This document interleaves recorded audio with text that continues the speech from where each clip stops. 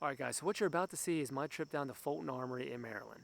It is a full-length, very information-heavy video. If you like to hear all the ins and outs of what Fulton Armory does and all the specs that go into building the things that they build, this is the video for you. If you just want to see shooting, you're going to have to fast forward to the end. But I highly recommend that you take the time and learn a little bit about what Fulton Armory does and just who they are as a brand. And I assure you, you will want to have something sent to them or get something from them. Without further ado, here it is, my trip to Fulton with my Mark 14 build.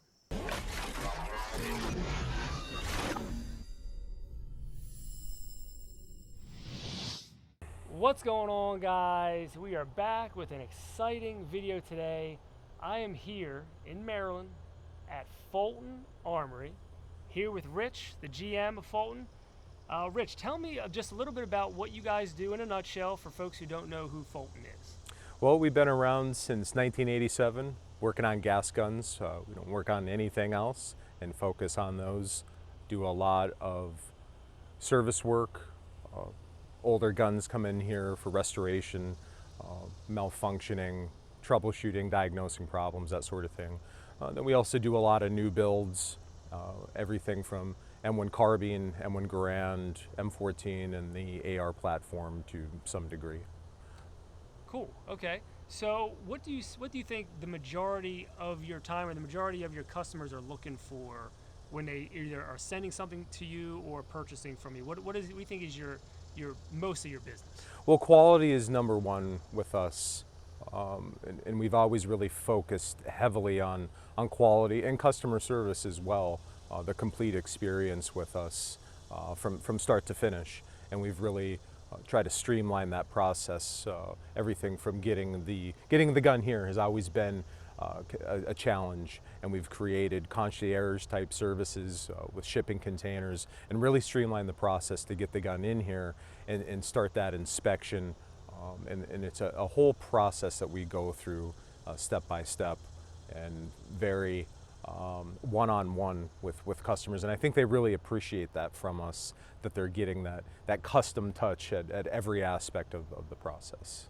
And so even if folks are sending in a gun they already own, say something they've bought directly from Springfield, not one of your custom builds, when that comes in to do whatever work they're looking for, you go through everything, making sure everything is function checked, everything is to the quality standard you would want for everything to be safe and all of that too, correct? Absolutely. We've developed technical inspection sheets for every rifle system, and those can be anywhere from half a page to 3 pages long with QC checkpoints, all the gauging requirements where appropriate, where called for by GI specs, and we have those gauges, which can be very rare and hard to find, and go through every aspect of the rifle visually with gauges, and that's how it starts with that inspection. Not only for liability, but a lot of the guns that come in here have problems. We tend to be the last stop for a lot of stuff that's been to several other places and really complicated issues that come up, and we tend to be the last stop for a lot of people with that. But a complete tear down of the gun, complete inspection, gauging, and then we call and do a one-on-one after the inspection, explain everything, answer all and any questions in a lot of detail, sometimes if required. And then from there we make a build plan and execute after that. We do have quite a wait time, and that grows and shrinks depending on the market. Anywhere from a month to almost a year on some of the real high-end builds, the match rifles, glass bedding. Those tend to take a lot longer. But we've really streamlined the process probably in the last 5 years, and made it much easier for people to get their guns here, and that's usually once that step's over, the rest is pretty easy from there. What I'll say is, so I'm relatively new to the M14, the Springfields, all of those things. So this has been about a year journey for me. So I got an M1A SOCOM, knowing I wanted to do a build on one, and in the search, the start of the whole thing, as I was looking around, what do I do, how do I do, where do I go, Fulton was everything that I had heard from most people talking about. So Fulton was the obvious choice go-to for a build, for things that I was looking to do. And what was nice is they were relatively close to where I'm located, so I could come down here, check them out, and see what was all going on. Now, we're here today to do my build. It's not as intensive, I would say, as some of your big custom builds, but we are doing a Sage EBR chassis swap. Can you tell me just a little bit about, maybe just brief, quick overview of the history of the Sage chassis, where we're at, or where we started, and kind of where we're at now with the chassis? Yeah, and that's very interesting, actually. It's been a very long journey. Actually, back in, I want to say, late 2003, early 2004. So this was pre-sunset of the Clinton ban, and it was a whole different world in this industry before the AR platform really took over and just changed the entire marketplace for it. But John Klein, the original owner of Sage, he actually came down with some prototypes and introduced himself, and at that point he did have the contract, but was looking for civilian companies to incorporate the chassis into their product line. So we took a look at it, and it was not a whole lot different than it is now. Some things were a little bit different. Like any other prototype, there's a few little things, but we worked through it. At the time, we were making a big leap as well into starting manufacturing our own receivers. Prior to 2003, 2004, we were working solely on donor guns, so 95% of that was M1As, and then of course some of the smaller manufacturers, Arms Corps, some of those guns would trickle in as well. So that's really where it started. Once we had a receiver and were building complete guns, I believe we were one of the first civilian companies to offer a clone Mark 14 EBR and multiple different configurations. At the time, there were several different stock choices with that, and we brought that product line in and really started building complete guns on that with our own platform, and then of course doing a lot of M1A installs, the same as we do now. It's somewhat of an odd product because it had an active NSN in a military contract, so really the only Sage chassis that were out there were kind of overflow from Sage. There was never a huge capacity for the civilian market with those chassis. They were always notoriously hard to get, and that really hasn't changed in 20 years. Fast forward through that, there's been a kind of a lull in that from Sage not manufacturing the chassis as much. That I don't believe that the NSN is no longer active, and probably hasn't been for some time. So now with acquisition from U.S. Tactical, Kevin Swanson took that over. A hell of a project. Yeah. Absolutely, and we've had him here down at the shop in the early stages of when he bought the company, and it's been a just fantastic relationship. It actually was very helpful to get him down here and really go through the entire system with a fine-tooth comb, show him all the things we've learned in the past 20 years of this platform and all of its intricacies, the unique aspects of it, to allow him to start making these again and maybe not work out some of the bugs, but just perfect some of the things. The fit and finish on these is superior to the originals, and I thank him for allowing us to be part of that, and I think it made for a better product in the end. I think everyone's going to be very pleased with the outcome of these new chassis. Yeah, I mean, certainly why I wanted one for so long is because, the Mark 14 is such an iconic rifle just throughout, U.S. firearms history, and that whole, it just has the look about it, the whole SOCOM stuff. It's a very iconic, rifle, and it's something I think even for folks who aren't very deep into the firearms industry or they know the inner workings or anything, would still see that and maybe not know what it's from or where it came from, but the look of it just looks very, very cool. And I think that is, you know, why a lot of people, the cult following, I think, around the Mark 14 build is certainly a lot of the aesthetics of how it is. One thing that's very interesting about this platform, for one, now it's 20 years old, so it's not a brand new platform, but the audience for it is much different than the rest of the audience for the M14 platform, which this is a wooden steel gun. So it goes back, you know, to the 60s and just a different generation. This gun kind of belongs to that generation until this chassis came along. But the big change was with the video games, with Call of Duty. That introduced this almost as a brand new platform to that generation. They had never seen a wooden steel M14. Many of them hadn't at all. And the M14 is kind of its own, you know, it's an icon, but it's kind of on its own. It you know, it took from the M1 and improved some things. The M1 is its father. So there's a lot of historical parts there, but it's almost like the second half of its history in this Sage platform, with the gamers and a younger generation being interested in it. And you know, we hope that they become customers, new customers, and that's kind of the goal with this chassis, and absolutely a cult following.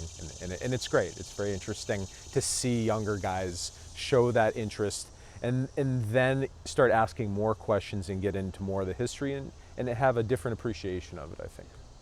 So tell me now, with this partnership with US Tactical, what does that look like as far as folks being able to actually purchase an EBR chassis if they want to do this conversion?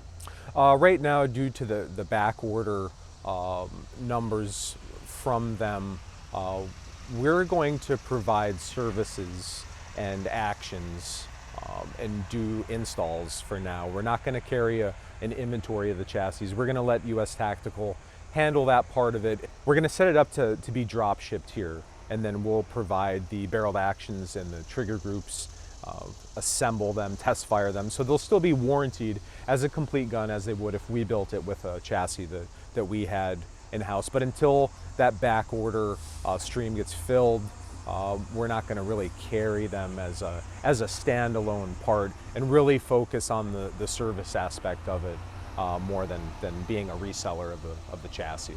And we're streamlining that. We're kind of working on that now, and you and I discussed that a little bit. Actually had yours drop shipped here, and it's going to save people the shipping.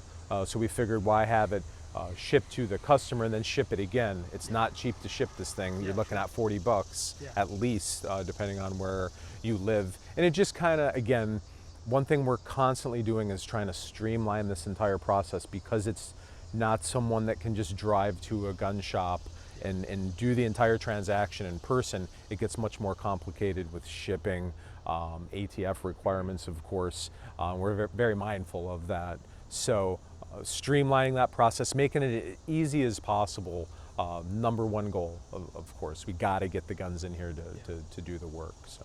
And that goes back to what I said earlier for you guys. So this journey for me started about a year ago. I mean, so with US Tactical kind of taking this whole thing over, my order was in about a year ago, and it's just now gotten to the point where here mine is. So it's good to hear that, you know, with US Tactical finally getting everything ramped up, full production, that these back orders will start to get filled in, and then, you know, new orders be able to be placed, so folks can get on and order and build theirs. So that's great. I appreciate you having me out here. Absolutely appreciate having you. You know, we're gonna go in, we're gonna get some details over some of the builds, and can't show a whole lot, but we're gonna see everything that we can. Let's go check some stuff out.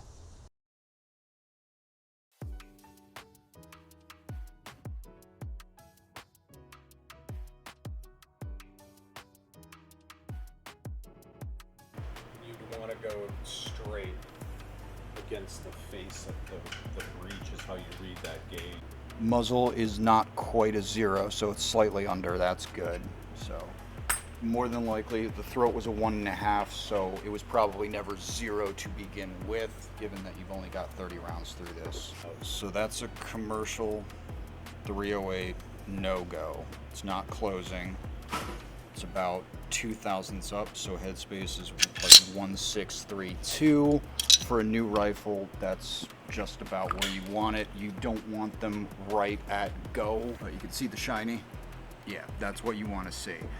There are rifles that come in here that have been fired where there is no mark on the left locking lug whatsoever. It is resting solely on the right lug. That is not good. And those have to be fixed. However, they need to be fixed. New bolts, modifying the receiver. This bolt stop window, this one's cut correctly. Sometimes there's a burr or a miscut here, and what will happen is this is your safety lug. In the event these lugs sheared off, the safety lug will hit this part of the receiver. What happens sometimes is the miscut in here, as the bolt rides back, you'll see a wear mark here. Wear mark is fine. When this starts getting deformed because it's getting sucked into the window and catching the edge of the window, that's a problem I've seen in the past. Yours does not have that problem, which is good. A little wear mark is common as it rides in the bolt. That's not unusual, but a massive burr or any deformation is a sign of a bigger problem.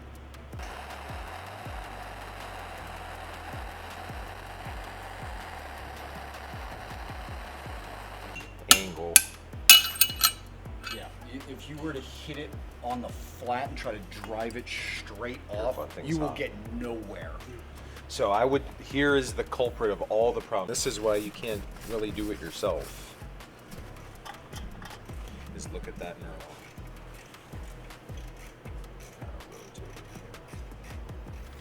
And that is all the way around. It definitely ensures that that op rod guide is not going to shift. That's a problem when you're trying to take it off.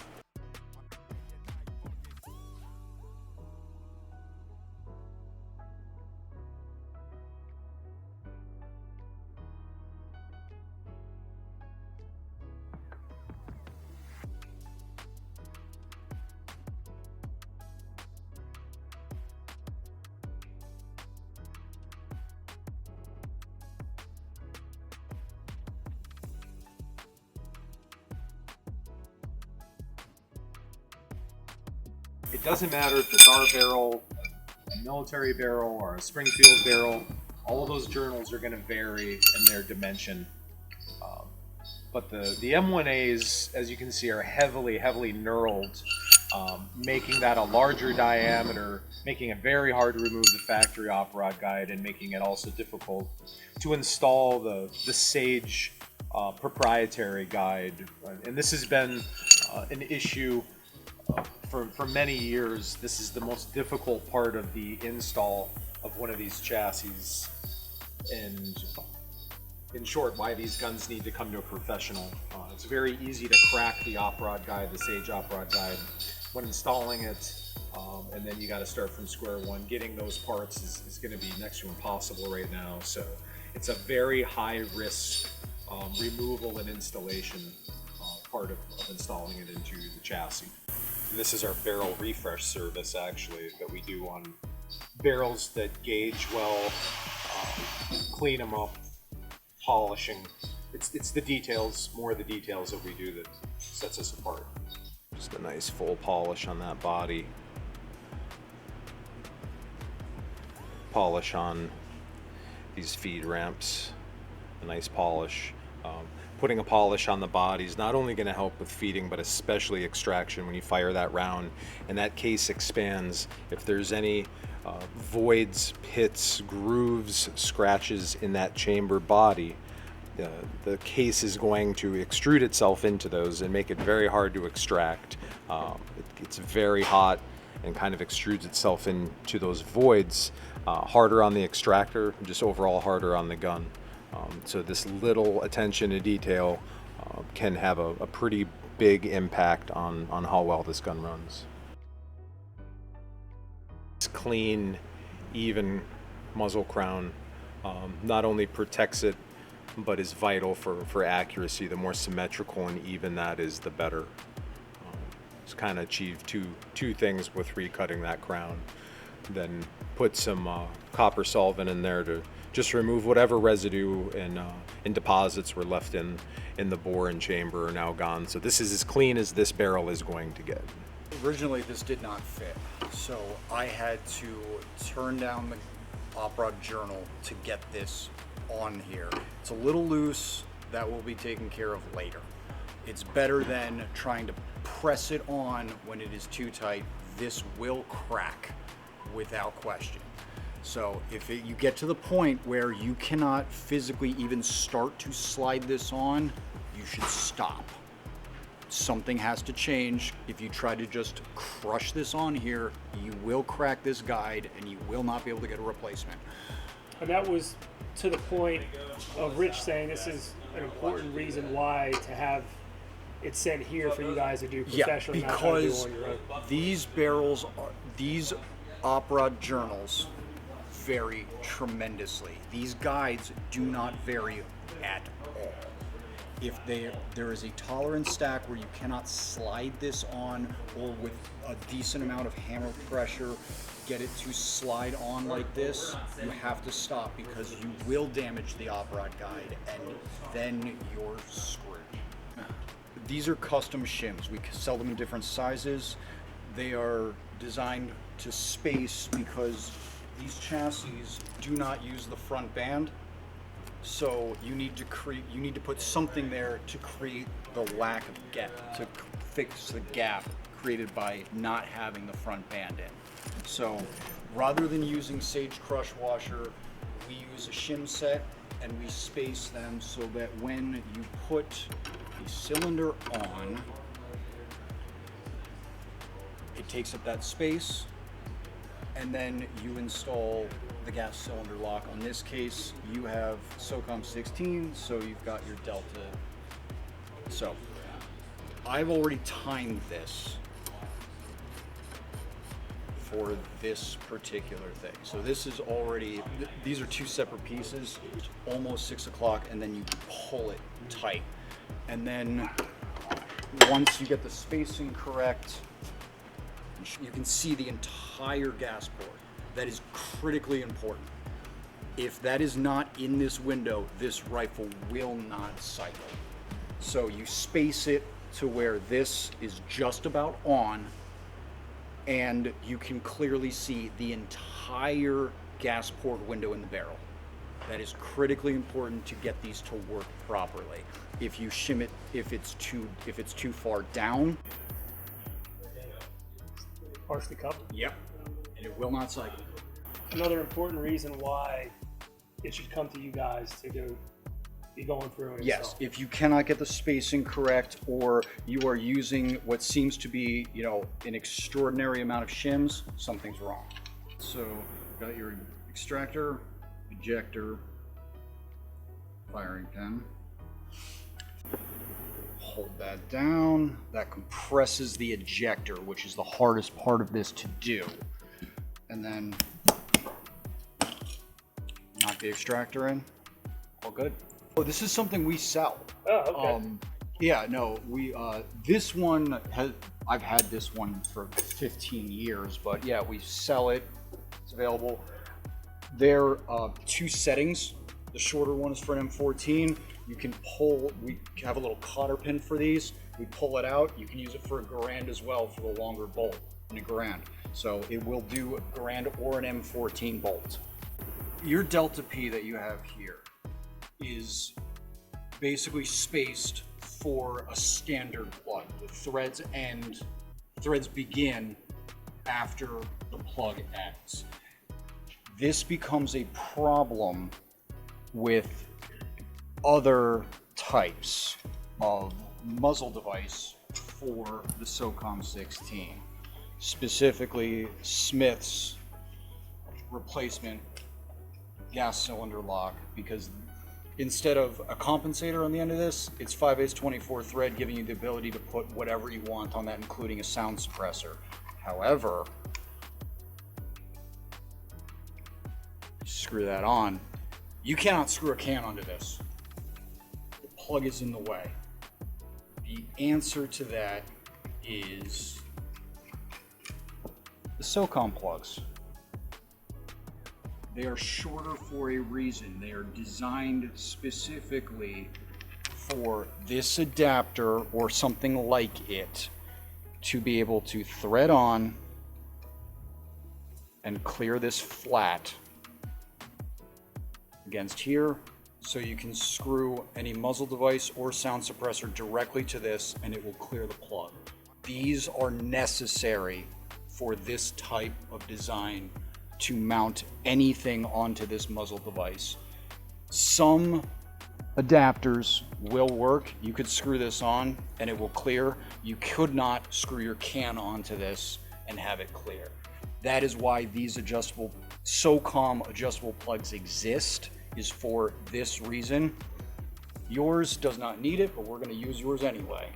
Screw your adjustable plug on there.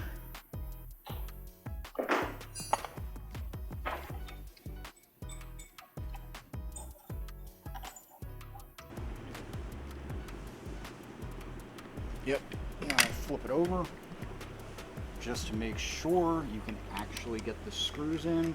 If you can get one of them in, all three of them should be in. If one of them's off, something's wrong. So that is now Loctiting and just waiting. At this point, you're most of the way done. So we're going to torque these to 25 inch-pounds.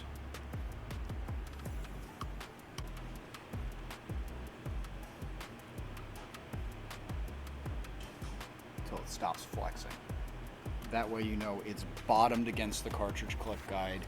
Now, you over tighten this, you are now cranking the entire mount up, so you want to test it until it actually stops flexing. Keep it there. Oh, is that something that would be like blue Loctite or anything? Or no? I would not recommend Loctiting this if you ever intended to take it back apart. Our alignment gauge is very, very important when you are doing this.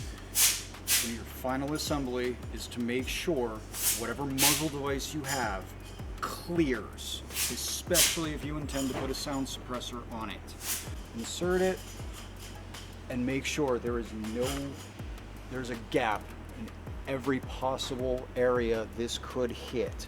If it is touching, stop, figure out why, reinstall it, reshim it.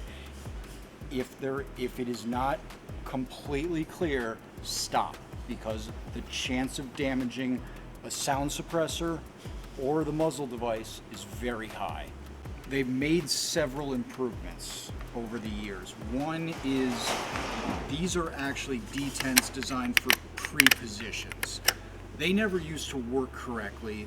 He has spent significant time improving this to where this slides freely, locks correctly, and it will not move. Taking these apart, you have to take this butt plate off, remove this entire piece if it isn't assembled correctly. The ones we have seen on these new ones from US Tactical are much improved compared to the original. The second thing that they've done, this angle, this flat, more perfectly contours the actual trigger pads on the M14. These used to be cut completely differently, and lockup used to be an issue. There might touch one, not the other. There could be a gap in part of this. These have significantly improved over time as well.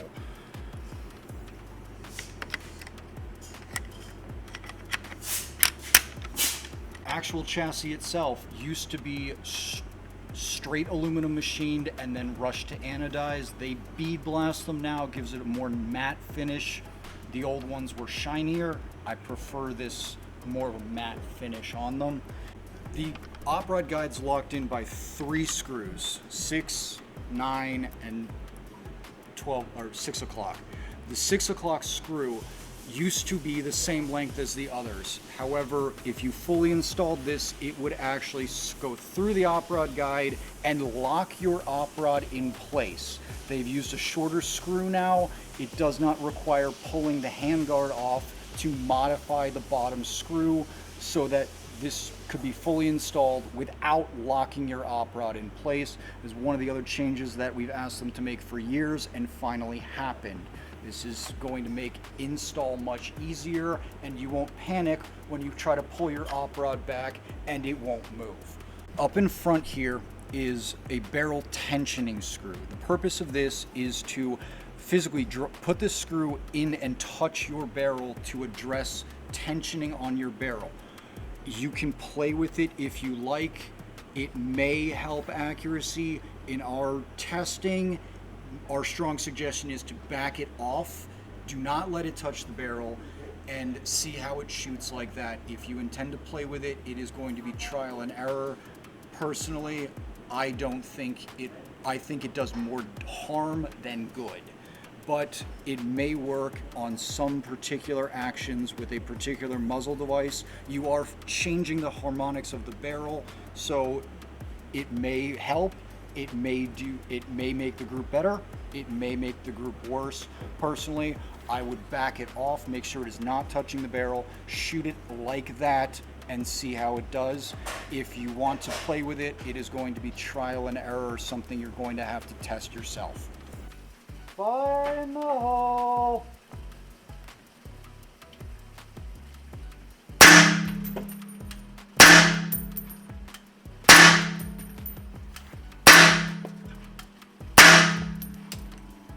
Clear!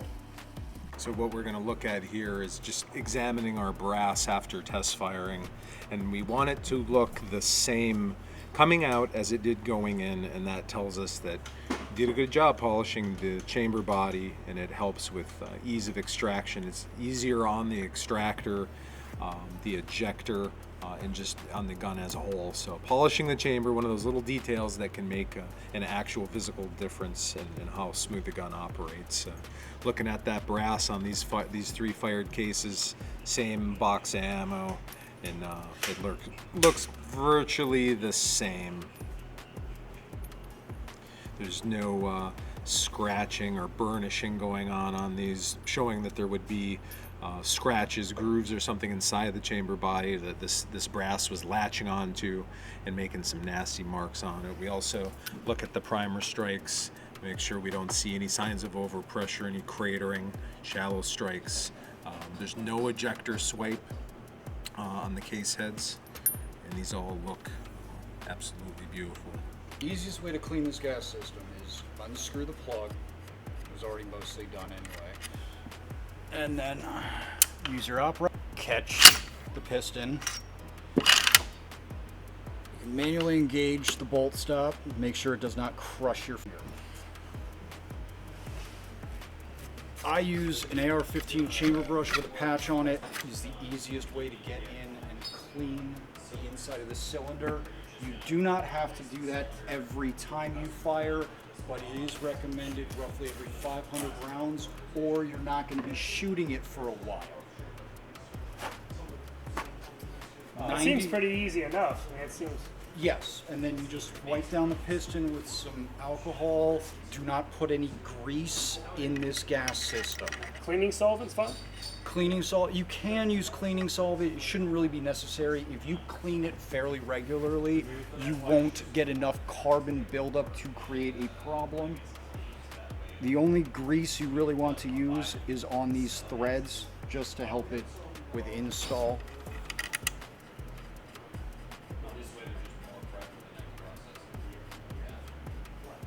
And you're pretty much done cleaning the gas system. It's very easy. The rifle can be cleaned, fully assembled. You do not even have to take it out of the chassis at all. 90% of the reason I replace any parts in an M14 gas system is not from wear, it is from lack of cleaning. Carbon got built up, it got moisture, and it started pitting. If that happens, it's done for. It needs to be replaced. Anything other than very minor pitting on a piston will destroy the piston and the cylinder. Even if they gauge properly, you will get weird cuts in them, and it's done for. Cleaning out, you're spending 2 minutes to clean out your gas system is the easiest way to extend the life of it. All right, guys, you saw it here. The whole process from start to finish, essentially. Thank you again, Rich, for having us out. It really is a piece of artwork that you guys put together as far as all of your fit and finishes and everything that you go through to just make the M1As and all of your projects that you do just that much better. So I really highly recommend anybody that's looking for anything in this genre, especially the Sage, the chassis and things. If you want to take your M1A and do this, definitely get it out to Fulton and have them take care of it, because they're going to go through the whole thing from top to bottom, make sure everything is as it should and functions and it's reliable for you and safe. So I appreciate that. Is there anything you want to just kind of go over quickly about, the build or anything that, you do here to cap off? Well, no, thank you for giving us the opportunity to show this, and I think these things are important to see. Obviously, a whole lot behind the scenes that we're not going to show all of our secrets to some of this, but a great experience, I'm sure, for you to see inside of this, rather than just send it off and it shows back up looking like this, which is great. But getting to see that, I think, can be very helpful too. So a whole lot different when you have a bench full of parts laying there versus getting this thing 100% together. But certainly an iconic look. Without question, the lines on this are very unique to any other firearm. So I think it's kind of instantly recognized, especially by the gamers out there, and I'm sure that they'll appreciate this as well. So and also, this is going to work. So it's not just taking a stock M1A out of the stock and bolting it in here and going. When we go through these, as you saw, it's a very fine-tooth comb. We're very experienced with this. We do a lot of these pretty much daily, have an M1A in the shop of some type, going through some type of transition to another gun, or just simple repairs. And we do everything from a basic $90 inspection and up to sky's the limit with these guns. Absolutely. So a lot of different configurations. So if you have this platform, there's a good chance there's not too much we can't do with it to enhance it, make it better and safer, reliable and accurate. The whole package is what we like to offer here.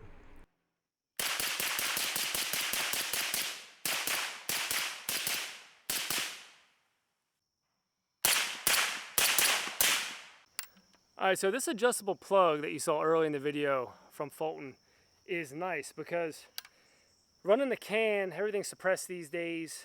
It's just allowing me to regulate how much gas is in the system. So off camera, I did that, made sure it was tuned. I'm on the number 5 setting, and I'm pretty much getting even ejection. I've backed it out far enough to where I'm not getting any failures. So when I went out to 6 and even 7, I started getting unreliable feeding. It would eject, but it wouldn't pick up the next round, or it would get a little jammed, or it wouldn't hold open. So I backed it down to 5, which has been really consistent right here for me with 308. Now running a little bit hotter 7.62x51 NATO, it's going to be a little more gassy. So I know that with 5 setting, I'm good, and that's where I'm going to leave it. So I'm going to have a little more kickback, a little more back pressure with the 7.62 NATO, but that's fine. I don't mind it as long as I'm getting good ejection here. I'm not getting a whole ton of stuff in my face. Running the Huxworks can on here, so more flow through, which is helping, which is nice. So let's run a few more here and see what it looks like. You can probably see that there. It's pretty even. It's like 3:30, 4 o'clock max. All the way when it's closed, the brass is kicking like 1 o'clock crazy. And I'll take that little bit, 3:30, 4 o'clock, and then I'm sure 7.62, which I have here, NATO is going to be a little hotter. So let's see what that looks like. Ooh, weird.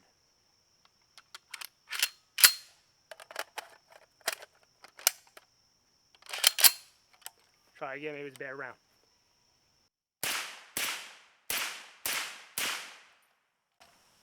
So it's definitely running a little hotter, I can tell, but it also looked like a little bit of weird ejection on that. Still had a hiccup on the first round, But the 308 that I was running before that, no failures at all whatsoever. So let's try a little bit more of this 762 and see if I'm still getting issues. Injection power didn't look bad on that. Bolt hold open, everything is good. I think that was just a bad round on that first one caused the jam. But so far, running good. I could tell that was just a little more gassy than the 308s. But guys, the Mark 14 EBR, this is iconic piece, and I am stoked, super happy that this thing is in the collection, worked over by Fulton. Doesn't get any better. All right, guys, this video is long enough. I'm not going to do too much more, but I got to just go over this thing one last time. The EBR chassis is just something so awesome to look at, something to see, with the correct Sage cantilever mount on there for the optics. Run the EOTech, as I'm sure a SOCOM Secret Squirrel Seal guy would do. Yeah, I might change it over to an LPVO or some kind of scope or whatever, but for now, this just screams SOCOM. This is, in fact, an original, accurate grip. This is the grip that screws directly into the fore end there. So this is what you've seen in pictures. I'll throw some pictures up here so you can see it, but this is the setup. Bipod up front for those DMR type situations, and then you got the pistol grip in the front for that CQB banging, kicking doors in. This thing is just where it's at, and listen, I'll tell you, I might make it look like it's lightweight, but this thing is heavy. I'll throw the specs in here on how much this thing weighs dry, but I'll tell you what, it's not for the faint of heart. If you're a stranger to the gym, you better get into the weight room, because this bad boy is not light. Imagine, dudes were carrying this thing around as configured and probably even heavier with the scope on top and not just an EOTech, but man, with the can, doesn't make it lighter. This thing is heavy, but I just love how this whole thing came together, got the bipod, got the correct grip on there to really give it that actual authentic look. And this thing is just ready to go. I'm super happy about it. Thank you, Fulton. Guys, if you're not checking out Fulton, you got to check them out. You need something built by them. You want to do something like an EBR chassis, check out Fulton. Check out US Tactical Supply to get your chassis and have it sent over to them, because this is just something for the history books and something you should have in your collection. All right, guys. Thanks for watching. Don't forget to subscribe. Catch me at Steve MP5 on the Instagrams. I'll see you next time.